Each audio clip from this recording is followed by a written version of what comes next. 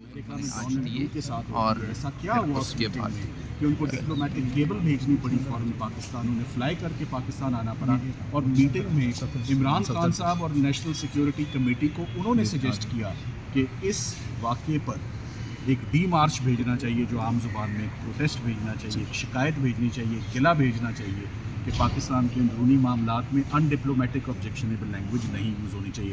تو دوبارہ یہی کہوں گا کہ سرکار کے اپنے گواہوں نے عمران خان صاحب کا موقف درست ثابت کیا ہے اور سرکار کا ساتھ نہیں دیا اس کیس میں۔ یہ بات آج کھل کے ساری آ گئی ہے، پیچھے اب کچھ نہیں رہ گیا، اب صرف فائنل بحث رہ گئی انشاءاللہ۔ سائفر کا سفر ختم ہو گیا۔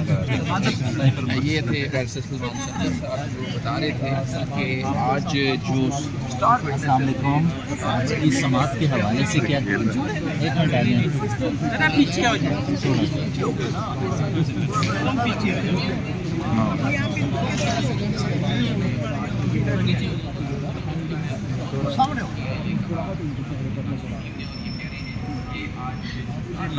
ہم اس لیے مسکرا رہے ہیں کہ پورے پاکستان میں اس وقت صرف لگتا ہے ہمارا اعتماد ہے جسٹس عامر فاروق پہ، وہ ہماری قدر کریں اور انصاف دے دیں۔ میں یہی کہہ سکتی ہوں آج جو سماعت جیسے آپ سلمان صاحب کو سن رہے تھے، وہ بتا رہے تھے ڈونلڈ لو نے کنگریشنل کمیٹی کے آگے جھوٹ بولا، ڈونلڈ لو نے کنگریشنل کمیٹی کے آگے جھوٹ بولا، یا وہ جھوٹ بول رہے ہیں یا ہمارے جو بہت ایک اہم اور بڑے ایماندار ڈپلومیٹ ہیں اور بڑے اہم تھے ہمارے ڈپلومیٹک سروس میں، اور وہ یا اسد مجید جھوٹ بول رہے ہیں۔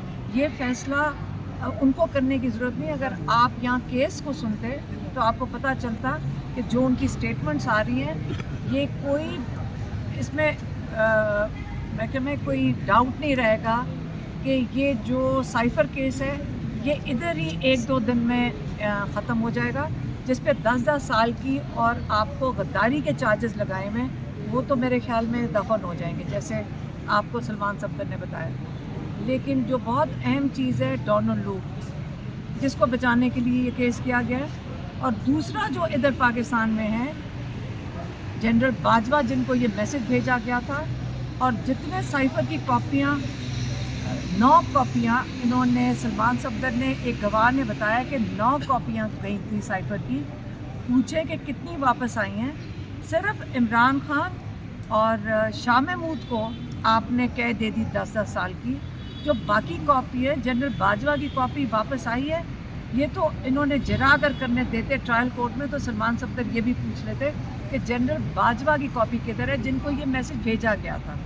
تو یہ سائفر کے اوپر انشاءاللہ اگر ایمانداری سے اور حوصلے سے، اور جو کچھ باقی ججز 6 ججز نے کہا ہے جسٹس عامر فاروق کے بارے میں، اس کا تو فیصلہ کر دیں سائفر کا، لیکن جو باقی کیسز یہ سنبھال کے بیٹھے ہیں عمران خان کے، بہتر یہ ہوگا کہ وہ باقی ججز کے پاس کر دیں، ان کے پاس ان کو بانٹ دیں۔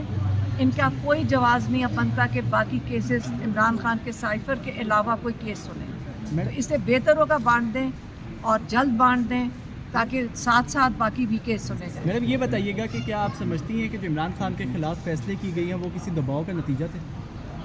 کس نے کون سے فیصلے؟ جو ججز نے دباؤ کا ذکر کیا ہے، 6 ججز نے جو کون سا فیصلہ نہیں کیا؟ اب ہمیں کیا پتہ دباؤ کے نیچے ہے، ہمیں کیا پتہ کس وجہ سے ہے۔ دیکھیں یہ ججز کی ذمہ داری ہے، انصاف تو ہم ججز سے مانگتے ہیں، جو ہمارے قاضی ہوتے ہیں ان کی ذمہ داری ہے کہ آپ انصاف دیں۔ اگر آپ یہ کہیں کہ جی ہم مجھے دباؤ تھا، یہ کس قسم کی بات ہے؟ مجھے آپ کے ایک عہد کر کے آتے ہیں کہ آپ اپنے پاکستانیوں کو انصاف دیں گے، اور پھر آپ یہ بہانہ کہیں، مجھے کہتے ہوئے بھی شرم آئے۔ اس سے بہتر ہے کہ آپ اٹھیں اس کرسی سے، یا ریزائن کر کے چلے جائیں، یا جو ہمارے 6 بہادر ججز نے کیا ہے کہ مل کے اس چیز کی گواہی دے دی ہے انہوں نے، اور بے نقاب بھی کر دیا ہے کہ جو یہ عامر فاروق صاحب کر رہے تھے جج صاحب، مجھے تو ان کی ہمت کو میں داد دیتی ہوں کہ جب پورا کورٹ ہی ان کے پاس ساتھ نہیں ہے، ان کے ججز ان کے ساتھ نہیں ہیں، وہ اکیلے کھڑے ہیں، وہ پھر بھی آ کے ماشاءاللہ کورٹ میں بیٹھ کر سائفر سن رہے ہیں۔ اچھا علیمہ صاحبہ، 6 ججز نے تو اپنا کام کر ہی دیا ہے اور آج سب لوگ خوش بھی ہیں، لیکن اس طرح سے پاکستان تحریک انصاف کوئی لائے عمل طے نہیں کر رہی، اس مضبوطی کے ساتھ جو ہے وہ سٹینڈ نہیں لے رہی، کیا وجہ سمجھتے میں ہیں؟ آپ سے ایک سوال پوچھوں، جب ججز انصاف نہیں دیتے، یہ پاکستانیوں کا مسئلہ ہے صرف یا ایک پارٹی کا مسئلہ ہے؟ اگر جب آپ اپنے ججز کے ساتھ خود نہیں کھڑے ہوں گے، یہ پاکستان کا مسئلہ ہے.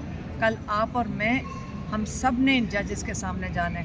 جب ایک دفعہ ججز نے ہمت کی ہے، ہر پاکستانیوں کو اپنے ایماندار اور ہمت والے ججز کے ساتھ کھڑے ہونا چاہیے. اور جو لائرز ہیں، جو آپ کہہ رہے ہیں لائر جو جوڈیشری کے لیے کھڑے تھے، جب لائرز کی موومنٹ شروع ہوئی تھی، جب وہ چودھری افتخار کے لیے کھڑے تھے، آج ان ججز کے ساتھ ساری ایسوسیشنز، بار ایسوسیشنز، بلکہ ہزاروں لائرز ہیں پاکستان میں. میرا تو خیال ہے ان سب کو آج ان کے ساتھ یکجہتی دکھانی چاہیے اور سارے پاکستان میں ان کو نکل کر ان کا ساتھ دینا چاہیے. آپ سمجھتی ہیں جنرل فیض صاحب نے جب شوکت عزیز صدیقی صاحب پر پریشر ڈالا تھا، اس وقت پی ٹی آئی والے ان کا ساتھ دیتے تو آج آپ کو یہ دن فیصلہ کرنا پڑتا؟ مجھے نہیں سمجھ آ رہی آپ کون سی بات کر رہے ہیں. مجھے آپ ایسی چیز کی بات سوال یہ کر رہا ہوں، شوکت عزیز صدیقی اسی ہائی کورٹ کے جج تھے، جنرل فیض نے کہا تھا کہ میرے کہنے کے مطابق فیصلے کریں. اس وقت ان کو پاکستان تحریک کون سے فیصلے؟ Panama leaks. ایک سیکنڈ میں کہہ رہا ہوں کہ اگر ان کو اس وقت آپ کٹارے کون میں سی کھڑا بات کر رہے ہیں؟ Panama leaks. جی، پاناما لیکس آپ کو کھول کے کسی نے دیکھا ہے؟ میں وہ جج کی چوری- بات میں کروں آپ جو کی- جج نے خط لکھا میں ہے. آپ کو بتاتی ہوں، جو جج تھا نا، اس نے ڈیفینیٹلی غلطی کی تھی. جس نے جس چیز کے اوپر ان کو چارج کیا تھا وہ کچھ بھی نہیں تھا. جو اصلی چارجز تھے اس جج نے چھوڑے تھے. آپ صحیح کہہ رہے ہیں، اگر یہ ججز صحیح فیصلہ دیتے آج یہ فارغ نہ پھر رہے ہوتے. ایک اقامے کے اوپر اس کو چارج کیا تھا. جو چوری اور ڈاکہ جو آپ اور میرا پیسہ لے کر گئے نا، اس کے اوپر چارجز نہیں ایسے تھے. فیصلوں کی سدھار کے لیے پھر کیا ممکن ہے؟ کیا اگر کوئی رائے آپ سے طلب کیجیے کیسے میری رائے، کیا ہوگی؟ ہم سارا دن کورٹ کے اندر کھڑے ہوتے ہیں، ہم سارا دن جیلوں میں کھڑے. میں یہ بتا دوں، انشاءاللہ اگر پاکستان کو تھوڑے سے اچھے ججز مل گئے نا، پاکستان کی جو کہتے ہیں نا کہ مستقبل بدل جائے گا انشاءاللہ. Thank you. یہ جی علیمہ باجی تھی، اور یہ سماعت ابھی ختم ہوئی ہے. سماعت ختم ہونے کے بعد وہ میڈیا سے ٹاک کر رہی تھی. میرے ساتھ رہیے، چینل کو سبسکرائب کیجیے، لائک کیجیے اور آگے شیئر کیجیے.